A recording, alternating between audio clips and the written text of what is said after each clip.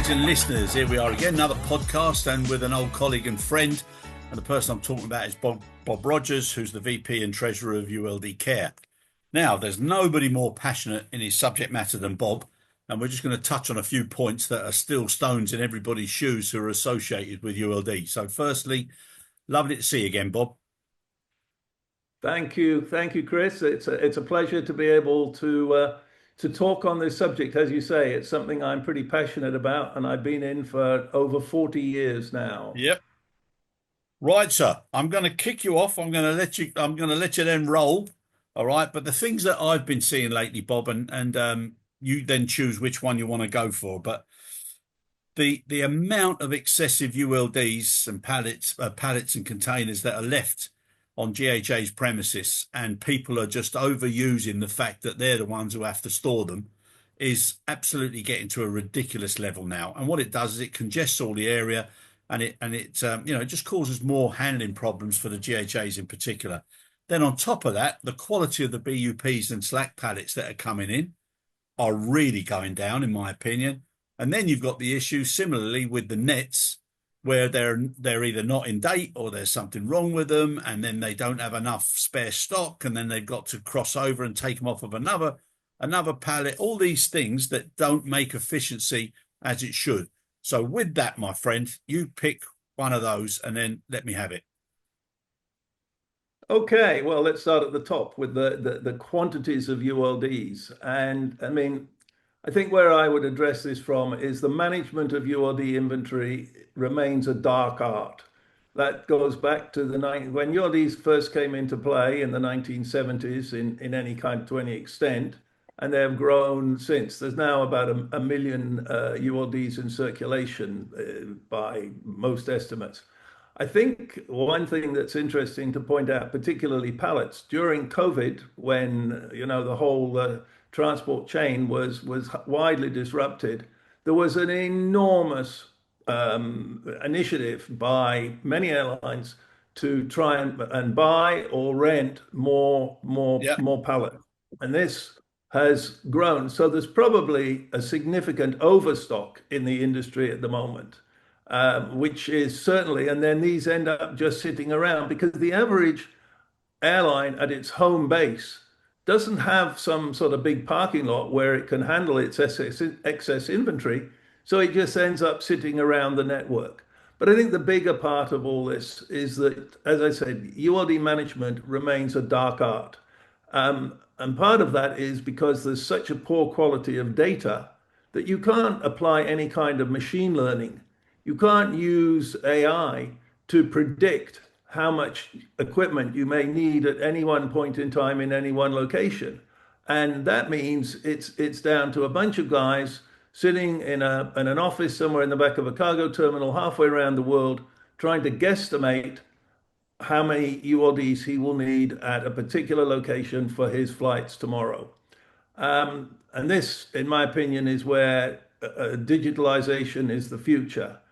So your second question was about the quality of BUP. And of course, living in Hong Kong, which I believe was the home of the original BUP, I'm well aware of the importance of BUP.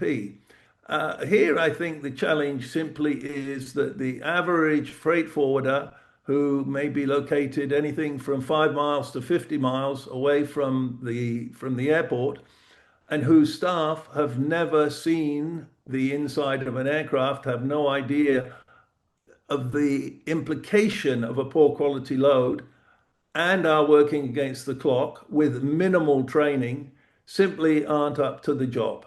Yeah. And this is something we at ULD Care are focused on, trying to address the whole challenge of getting low cost online digital training to this industry.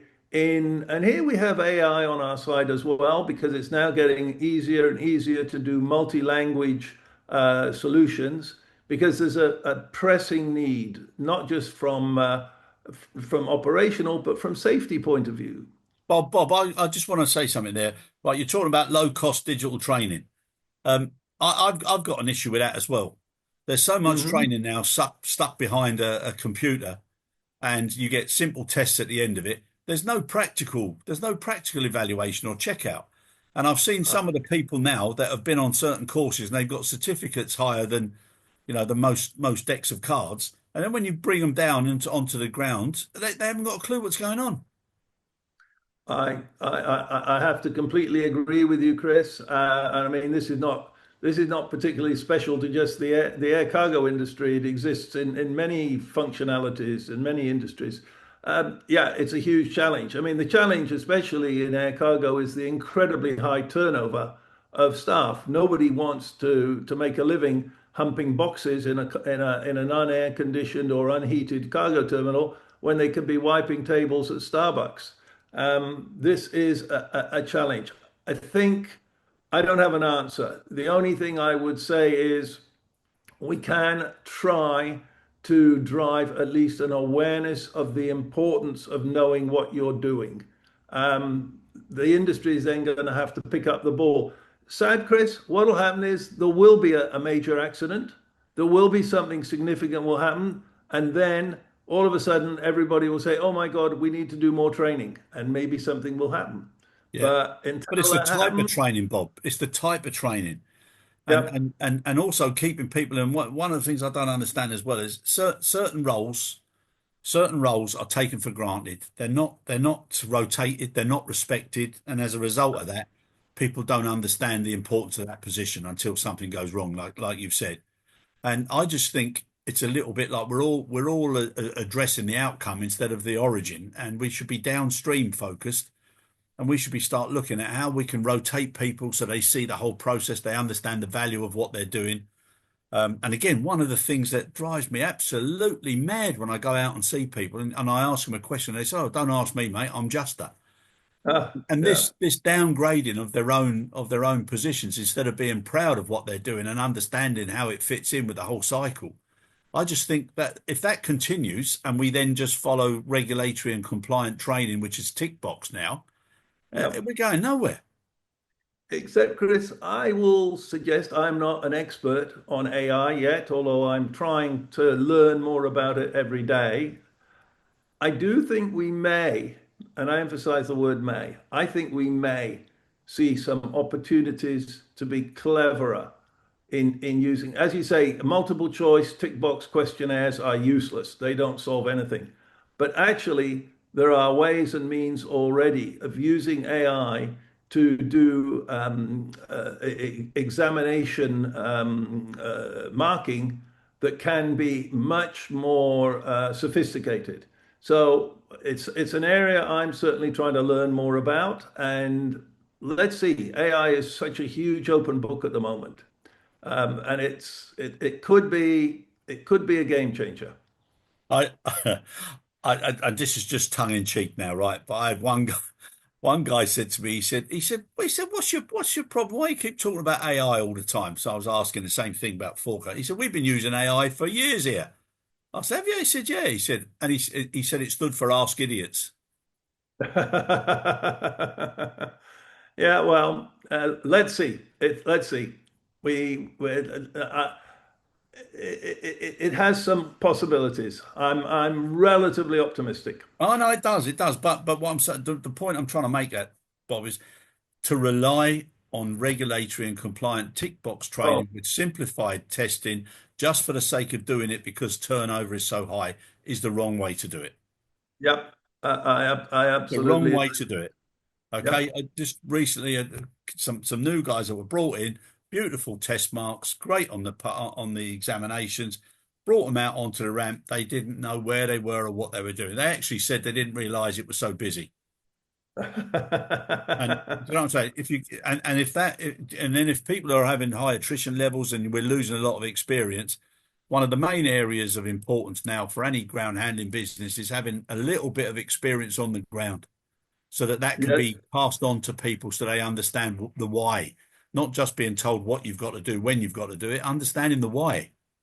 Yes, although I have my own concerns about the use of tribal knowledge because that in itself can be Oh no, no, a no! I'm not, and I'm not. I just want to clear that. I'm not talking about tribal knowledge and relying on somebody who thinks or sounds as if they know the best. I'm talking about tried and tested experience, doing it the right way and having it under a controlled measure rather than just tick box behind Yep. a screen. Yep. Yep. Absolutely. Right. So digitization, Bob. So what's new? What's coming? Well, digital. I mean, it's interesting. I think if let me start by saying ULD Care has our roots in the Interline ULD user group, which was created in the 1970s with a digital system, which was created on the IATA mainframe in order to manage the transfer of ULDs between parties. So we can say our digital roots go back 50 years.